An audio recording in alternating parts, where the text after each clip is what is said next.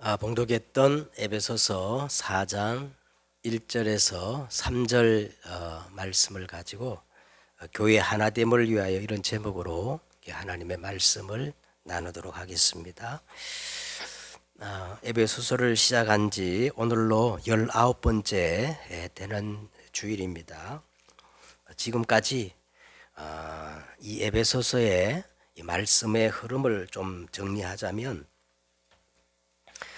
에베소서 1장은 복음이란 무엇인가에 대한 말씀이었습니다. 복음이란 한마디로 말하면 예수가 그리스도 되신다. 이게 복음입니다. 하나님은 예수 그리스도 안에서 하늘에 속한 모든 신령한 복을 창세로부터 영원까지 예비하시고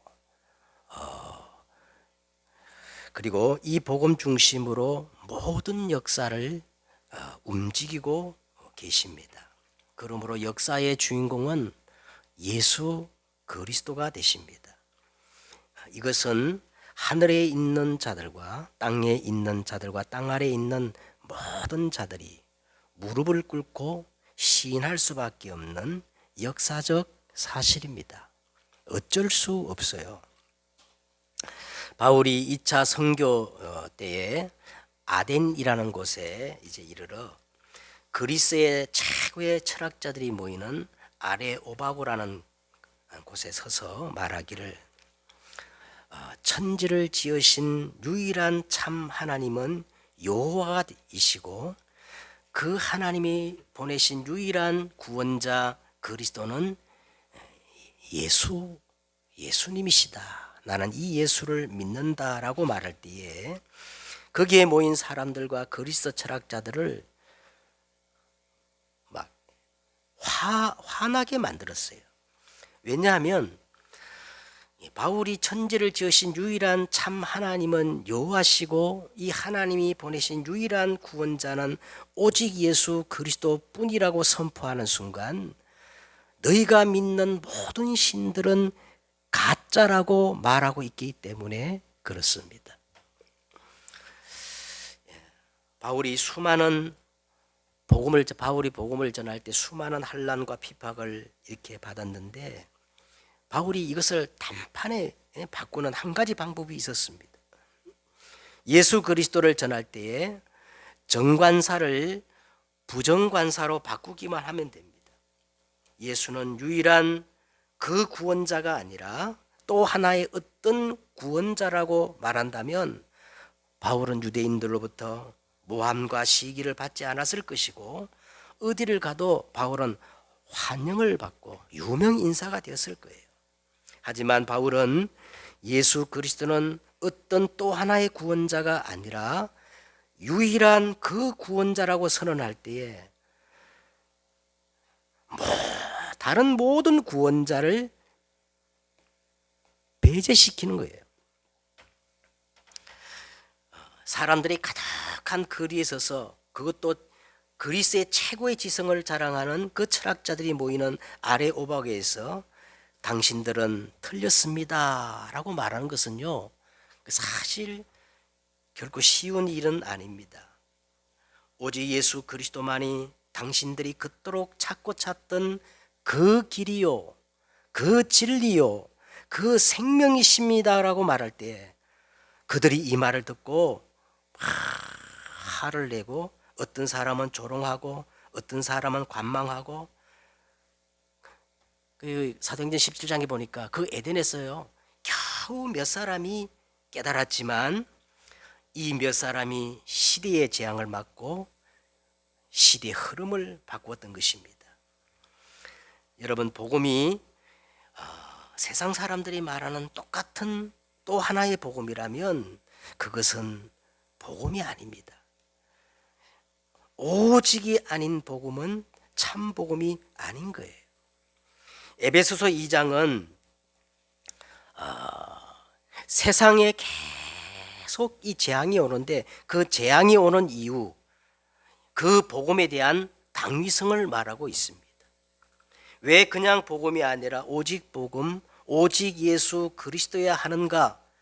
이 복음 아니면 절대로 삼저주, 사단, 재앙, 지옥의 문제를 막을 수 없기 때문에 그래요. 왜 세상의 재앙이 끊이지 않고 일어날까요? 에베소서 2장 1절에 하나님을 떠나 허물과 죄로 죽은 상태, 영적 무지 때문에 그래요.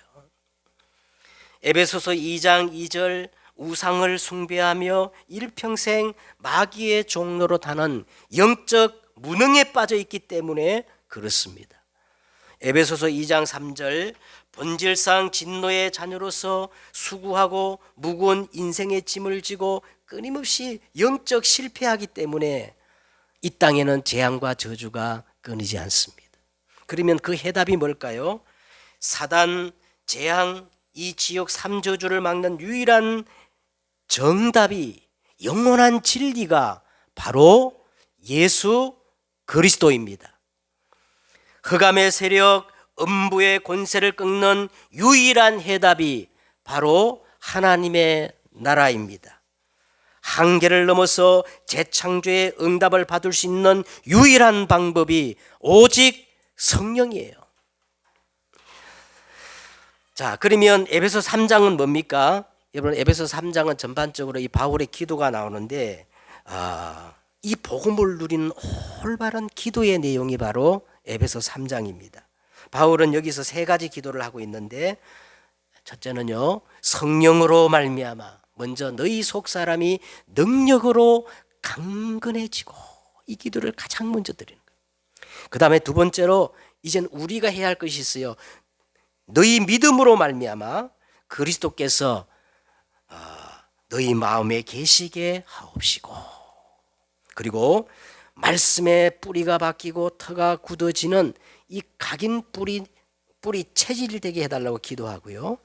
그 다음에 능히 성도와 함께 임마누엘, 원네스, 이 교회 축복을 바울이 또 기도하고 있어요. 그리고 이 복음의 비밀로 모든 이론과 지식을 초월하게 해달라고 기도하고, 그래서 그 넓이와 길이와 높이와 깊이가 어떠함을 깨달아 흐름을 바꾸는 그런 응답을 달라고 기도하고 있습니다. 그 다음에 세 번째 그 기도가 뭐냐면, 하나님의 모든 충만하신 것으로 너에게 충만하여 우리가 구하거나 생각하는 모든 것에 다 넘치는 충만을 위해서 기도하는데, 지난주 우리 말씀 나누었죠. 오늘 이 충만이라는 것은 응답보다 더 중요한 우리의 평상시 영적 상태를 의미한다고 그렇게 말씀을 드렸습니다. 자, 이제 오늘은 이제 4장으로 넘어가는데, 자, 오늘 4장은 여러분, 바울이 이 신약 성경에 보면 바울이 14권의 서신서가 나오는데, 바울 서신은 거의 다 그렇게 공통적인 어떤 구조가 있어요. 뭐냐면 전반부는 복음의 핵심을 설명합니다. 그럼 후반부는 뭐냐면, 우리가 복음을 깨달았다면 이 복음 가진 자가 이제 현장에서 어떻게 살아야 할 것인가, 이 전도자의 삶에 대해서 말씀하고 있는데, 오늘 에베소가 똑같은 그런 구조를 취하고 있어요. 그래서 오늘 에베소 1장과 3장까지는 이 복음이 무엇인가에 대해서 아주 심도 깊게 설명했다면, 오늘 4장부터 이제 마지막 6장까지 복음 가진 자가 우리가 현장에서 어떻게 살아야 할 것인가, 실천편, 전도자의 삶에 대해서 그렇게 말씀을 하고 있는데, 오늘 4장이 그 시작입니다. 자, 그런데 오늘 4장을 보십시오. 놀랍게도 우리가 현장에서, 이 땅에서 우리가 복음에 합당한 삶을 어떻게 살아야 할 것이냐 할 때, 언제든지 바울은, 로마서도 그렇고 바울서는 모두가 그래요. 가장 먼저 바울이 뭐를 강조하느냐 하면, 가장 첫 번째가 교회를 강조하고 있다는 겁니다. 교회를 강조하고. 자, 그래서 오늘 보세요. 세상 사람들이 교회에 대해서 지금 여러 말을 많이 하지만, 그래도 여러분, 교회는 이 세상의 유일한 희망이에요. 재앙과 저주를 막을 수 있는 유일한 희망이 교회인 겁니다. 여러분 성경 전반의 흐름을 한번 보세요. 성경 전반의 흐름의 핵이 뭐냐면 성막 중심, 성전 중심, 그게 발전돼 가지고 뭐예요? 교회 중심이었습니다. 이 에베소는 특별히 교회란 무언가, 교회론에 대한 아주 중요한 설명을 하는 성경인데, 여러분 지금까지 우리가 3장까지 읽어오면서 이 바울이 교회에 대해서 에베소를 통하여 어떻게 설명하는지 보세요. 자, 에베소서 1장 20절과 23절에 보세요. 거기서 바울이 교회를 뭐라고 그러냐면 하나님의 모든 능력이 그리스도 안에서 역사하사.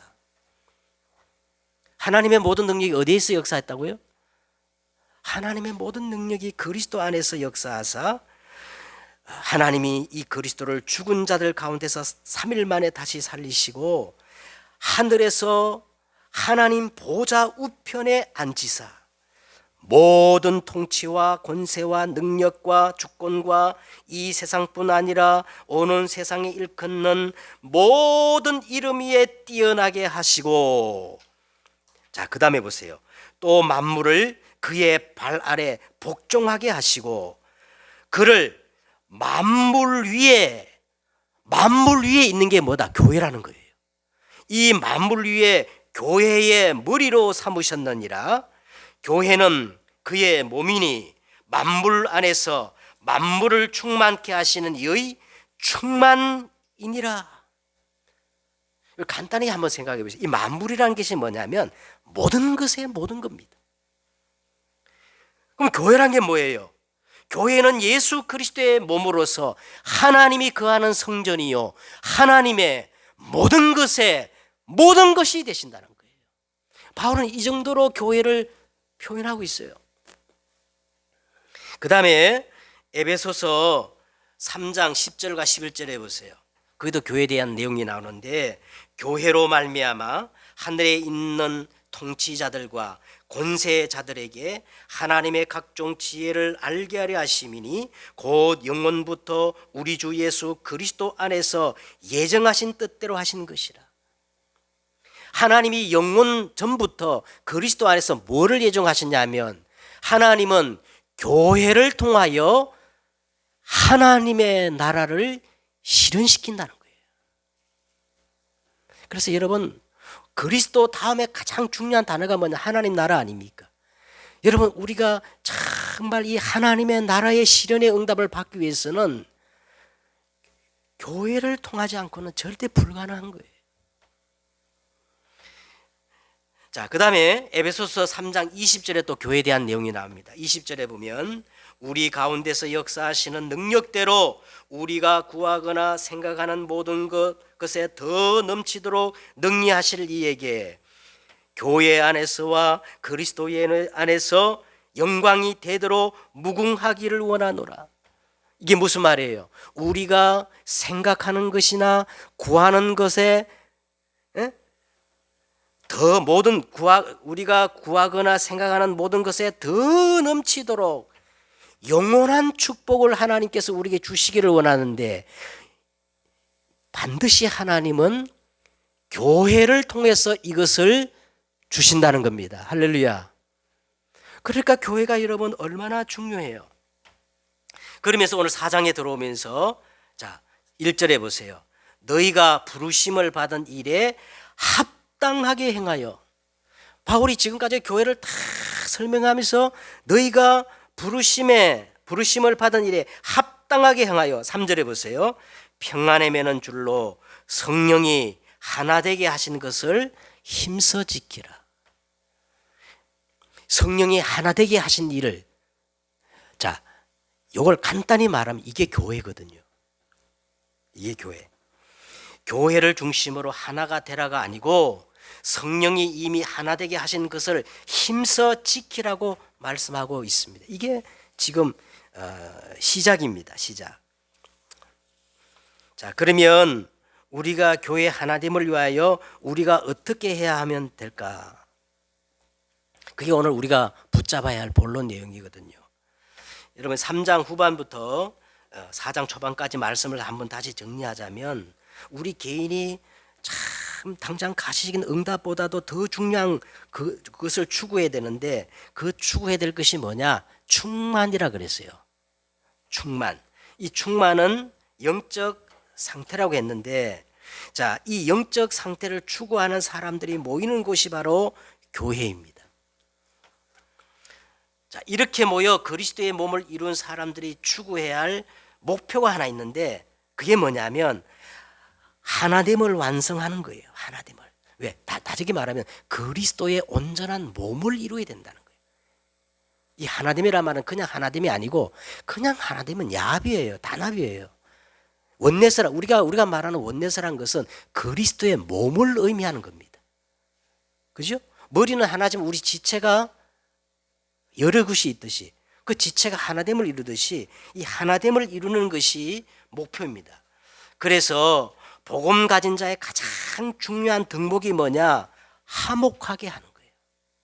화목해 하는 거예요. 그래서 에베소서 2장 14절에 보면 그는 우리의 화평이신지라 둘로 하나를 만드사 원수된 것 곧 중간에 막힌 담을 자기 육체로 흐시고 그랬어요.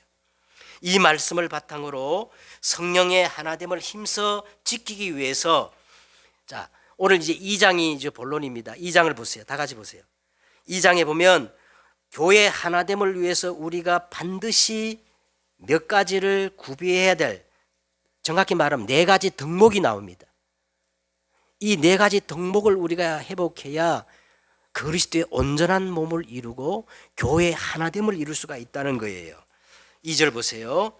모든 겸손과 온유로 하고 오직 참음으로 사랑 가운데서 서로 어떻게 해요? 용납하고 그랬습니다. 우리가 교회 하나됨을 위하여 갖추어야 할 첫째 덕목이 뭐냐? 자, 모든 겸손이라 그랬어요. 여러분, 복음 가진 자의 가장 첫 번째 덕목이 뭔지 아세요? 겸손입니다. 우리 교회사에 보면 아주 유명한 교부가 있어요. 성 어거스틴이라는. 어느 날 제자가 와서 물었습니다. 선생님, 우리의 가장 복음 가진 자의 가장 첫 번째 덕목이 뭡니까? 겸손이다. 그렇게 말했거든요. 왜 겸손이냐면 구원은 이 복음은 나의 공로로 주어진 것이 아니라 하나님의 일방적인 은혜이기 때문에 그래서 겸손입니다. 여러분 창세기 3장 1절로 7절에 보니까 첫사람 아담과 하와 그 에덴 동산에서 옛뱀 이 사단이 첫사람 아담과 하와를 미혹한 것이 뭐였어요? 이 선악을 알게 하는 나무의 열매를 따먹으면 네가 뭐같이 될 것이다? 하나님같이 될 것이다 라고 교만을 심은 거예요. 교만. 그런데 그들은 선악과를 따먹게 되었는데 어떤 결과가 일어났습니까? 하나님같이 된 것이 아니라 오히려 하나님과의 관계가 깨어지고 그 에덴 동산에 누렸던 모든 것들을 박탈당하는 비극이 일어났던 겁니다. 어떤 책에 보니까 그때 일어난 부작용이 뭐냐 하면 선악을 따먹는 동시에 그들이 하나님같이 된 것이 아니라 스스로 하나님이라 착각하게 되었다는 거예요. 이게 인간의 비극입니다. 이것이 그 다음에 나오는 창세기 6장 네피림으로 연결되었고 창세기 11장에 보세요. 우리가 벽돌을 견고히 굽자. 우리가 이 벽돌로 저 돌을 대신하고 우리가 이 만든 역청으로 진흙을 대신하여 우리가 성읍과 탑을 높이 쌓아 하늘에 닿게 하고 우리 이름을 내고 흩어짐을 멸하자. 이게 바벨탑 운동입니다. 베드로전서 5장 5절에 베드로는 겸손에 대해서 이렇게 말씀합니다.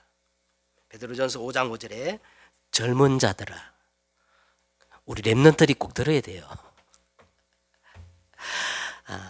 자, 젊은 자들아, 이와 같이 장로들에게 순종하고,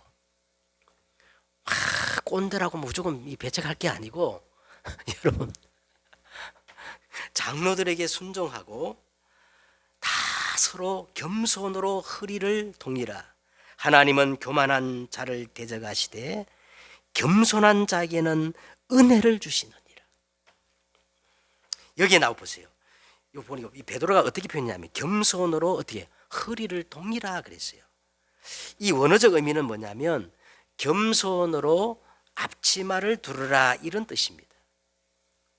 참 재미있는 표현인데 겸손으로 앞치마를 두르라. 어떤 유명한 목사님이 이 부분에 대해서 설교하기를요, 베드로가 겸손을 말하면서 겸손으로 앞치마를 두르라 이 표현은 분명히 베드로가 겸손에 대해서 뭔가 생각할 때 탁 떠오르는 그림이 있었다는 거예요. 그 그림이 뭐냐면 요한복음 13장 4절과 5절에 나오는 장면인데, 예수님께서 십자가를 앞에 두고 최후의 만찬을 하면서 저녁 잡수시던 자리에서 일어나 겉옷을 벗고 수건을 가져다가 허리에 두르시고 이에 대야에 물을 떠서 일일이 제자의 발을 씻기시고 그 두르신 수건을 가지고 발을 닦으시는 모습이 나오지 않습니까? 이 베드로가 예수님을 생각할 때 첫 번째 이미지가 뭐냐? 예수님의 그 겸손이 떠오르는 겁니다.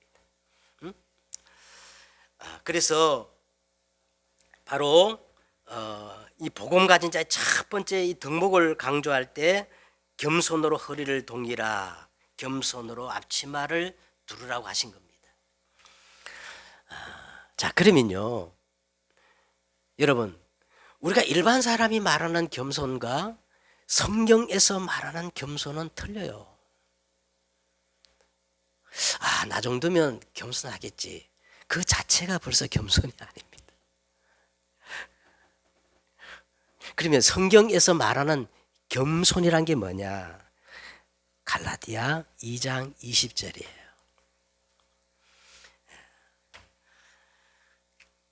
성경에서 말하는 겸손은 내가 그리스도와 함께 십자가에 못 박혔나니 그런즉 이제는 내가 산 것이 아니요, 나는 그리스도와 함께 십자가에 못 박혀 죽었기 때문에 내 존재 자체가 아예 없어진 상태. 그것이 성경에서 말하는 겸손의 기준입니다. 자, 두 번째 오늘 덕목이 뭐예요? 두 번째 덕목이 온유라 그랬어요. 온유. 온유가 뭘까요? 성경에서 말하는 정확한 온유의 의미는 길들인 야생마입니다.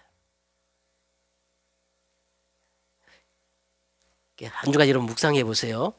길들인 야생마가 온유예요. 길들인 야생마. 자, 우리가 알고 있는 것처럼 온유란 우유부단하고 나약한 그 무엇이 아니에요. 온유는 반대로 파워예요. 능력이에요. 힘입니다. 내 내면의 열정입니다. 유약하고 비겁한 것이 온유가 아니에요. 내 안에 파워가 있고 힘이 있고 열정이 있는데 이 열정이 말고삐를 쥐고 계시는 예수 그리스도에 의해 통제되고 있는 상태. 이것을 성경이 말하는 정확한 온유의 개념입니다. 길들인 야생마. 이게 온유라는 거예요.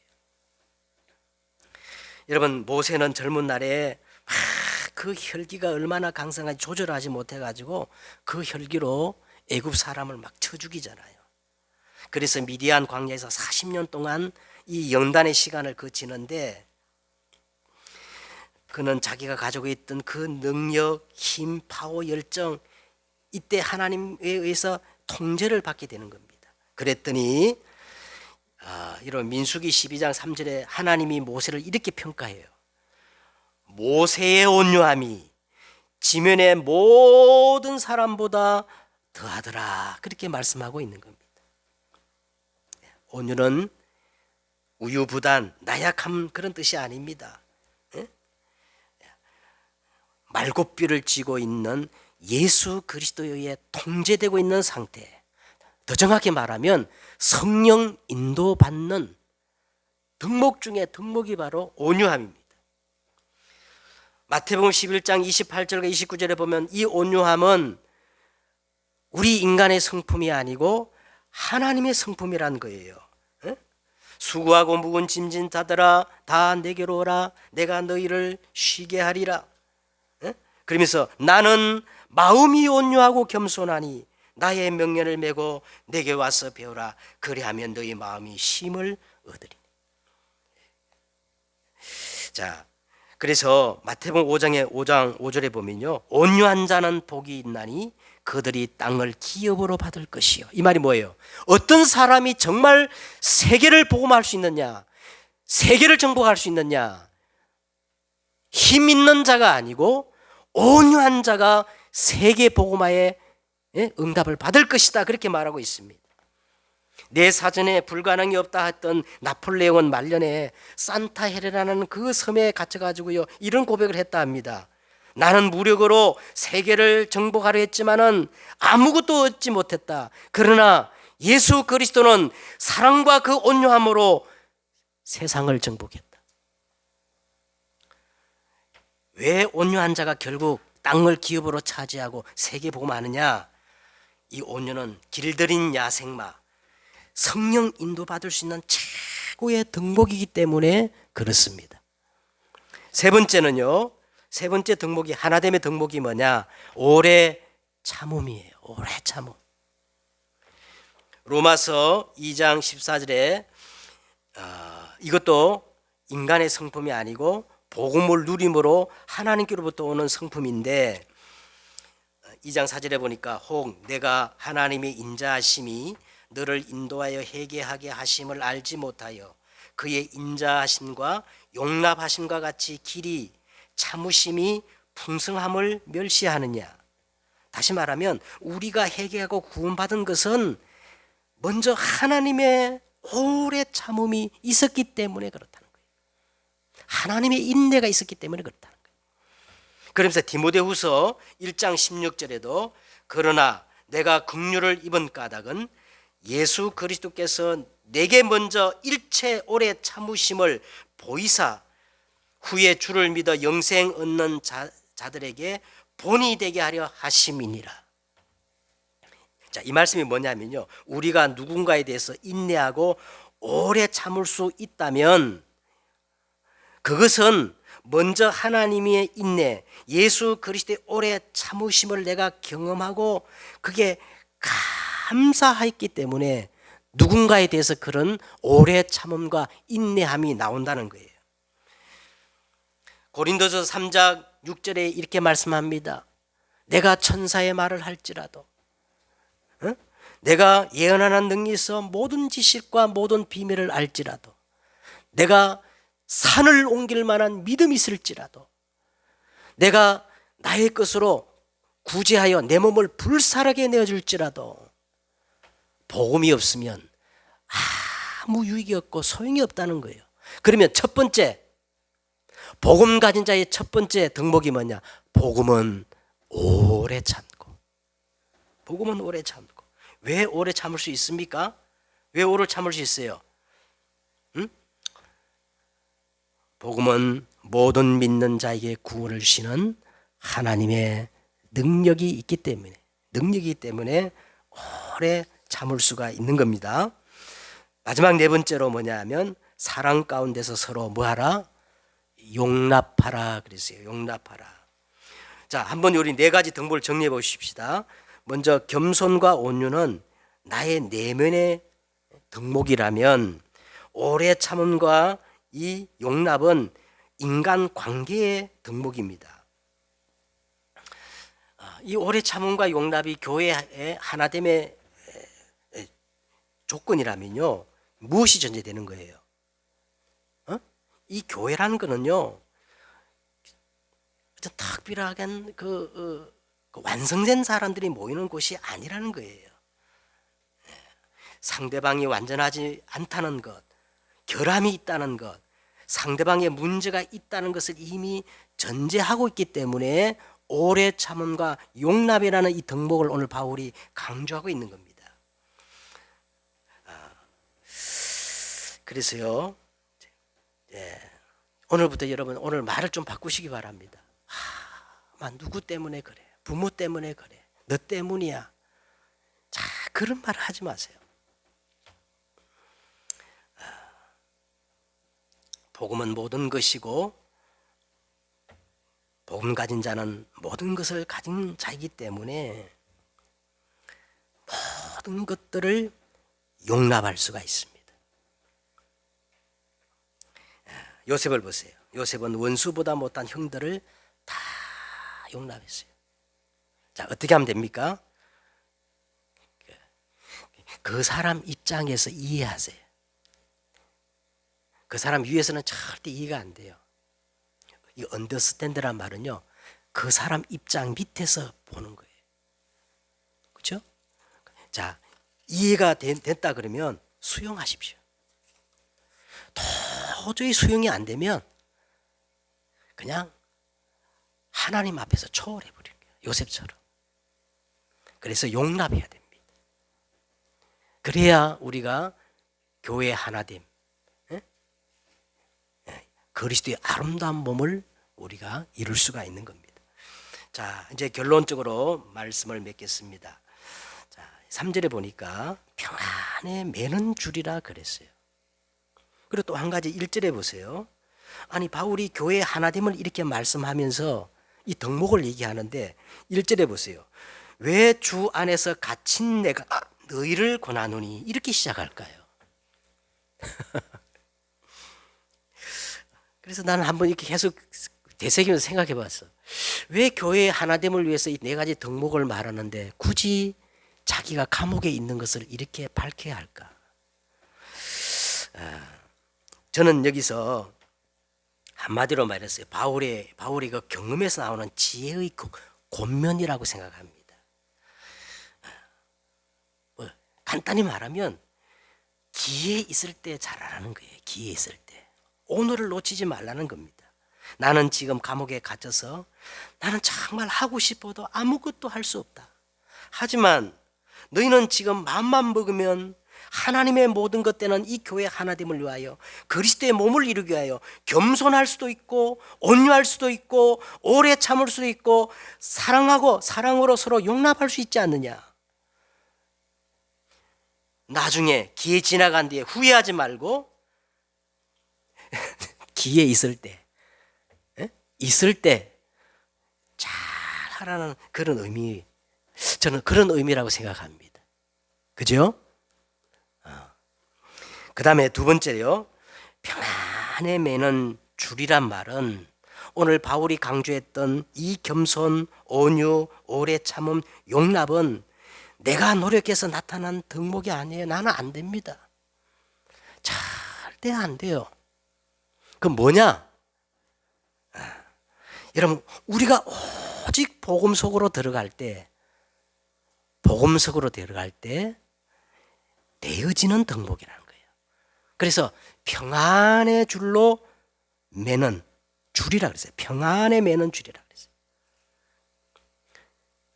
오늘 내가 겸손, 온유, 그리고 오래 참음, 용납 이런 덕목이 내게 나타나지 않을지라도 여러분 걱정하지 마세요.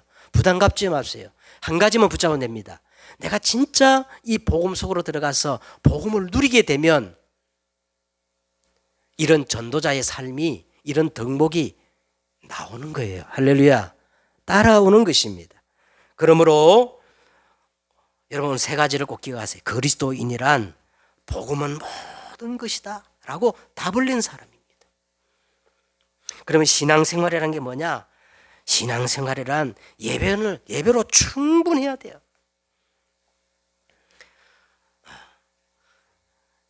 자, 그 다음에 우리가 힘써 교회 하나됨을 위해서 이제 지킬 때에 여기서 7대 언약의 여정이 시작되는 것을 꼭 기억해야 할 것입니다.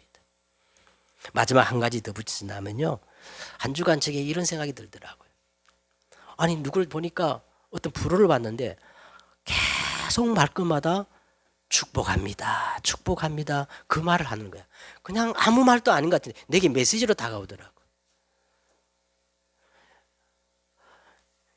여러분 오늘부터 너무 막 겸손, 온유, 오래 참음, 용납. 우리와 사실 거리가 멀지도 몰라요. 그러나 오늘부터 이렇게 시작하세요. 언어를 바꾸세요. 언어를 바꾸세요. 여러분 사도행전 2장 1절에 보세요. 마가 다락방에 모였던 사람들이 참 뭐부터 바꾸느냐? 언어부터 달라진 거예요. 그들이 다 성령의 충만함을 받고 성령의 말하심을 하심을 따라 다른 언어로 말하기를 시작하니라. 지금부터 축복의 말을 하세요. 그리스도 이름으로 당신을 축복합니다. 정죄하고 판단하고 막 남의 마음에 비수를 꼽는, 아니 막 같은 말이라도 막 상대방에게 비수를 꼽는 말을 해요. 축복의 말을 하십시다. 이거부터 시작돼야 됩니다. 이 말이라는 게 너무 중요합니다. 구약에 보세요. 하나님 뭐라 그랬어요? 내 귀에 들린 대로 내가 행하리라. 네 말에 네가 얽혔도다. 오늘부터 여러분 언어를 바꾸세요. 언어. 어떤 언어? 살리는 말, 축복의 말을 하시길 바랍니다. 이게 그리스도의 몸 대신 교회의 하나됨을 위해 우리가 해야 할 시작인 줄 믿습니다. 승리하는 여러분 되시기를 주의 이름으로 축원드립니다. 기도하겠습니다. 하나님, 오늘 성찬 주일입니다. 오늘 이 성찬을 통하여 우리가 그리스도의 몸을 이루게 하시고 그리스도와 온전히 연합하여 하나됨을 이루는 의미 있는 예식이 되게 하여 주옵소서. 주 예수 그리스도의 이름으로 기도드렸사옵나이다. 아멘.